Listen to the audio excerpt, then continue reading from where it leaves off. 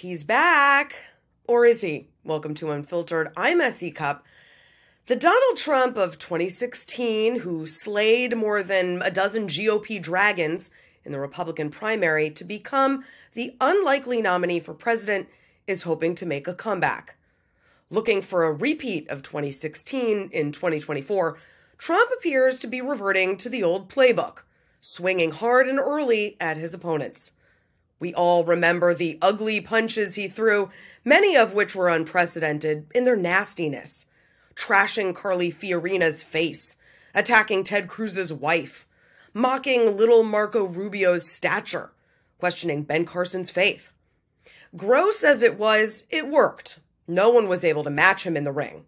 His voters seemed to revel in the name-calling while the rest of us cringed. He'd carry the act into his presidency, lashing out at opponents both real and imaginary, getting in the gutter whenever possible.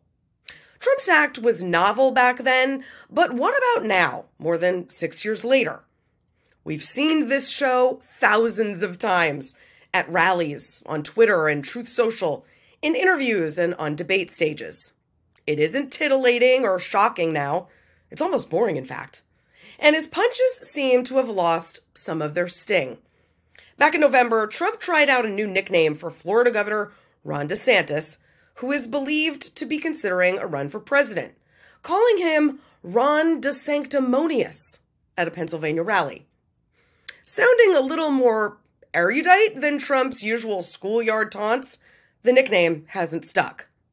This week, he called DeSantis a rhino globalist for pushing vaccines and COVID testing in Florida. Somehow that doesn't seem all that fatal either.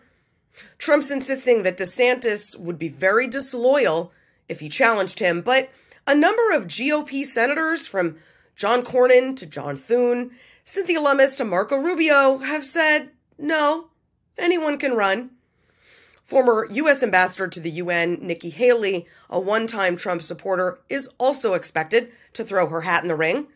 Thus far, Trump's had a light touch, questioning her honor while encouraging her to try taking him on.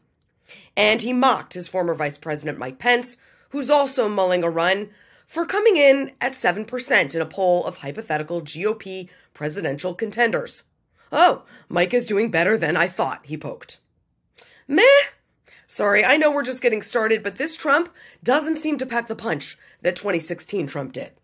His fundraising numbers appear to agree. He's brought in $9.5 million in the 6 weeks since he announced his bid, compared to the $11.8 million he raised before the announcement, going in the wrong direction.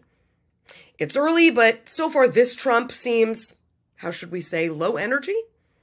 Maybe he's lost his touch as he's faced one political storm after another, or maybe we've just been to see the wizard and we've seen behind the curtain, and he isn't all that impressive anymore. Only time will tell as more and more Republicans get in the race and test whether the Trump punch has lost its sting. That's it for me. See you next week.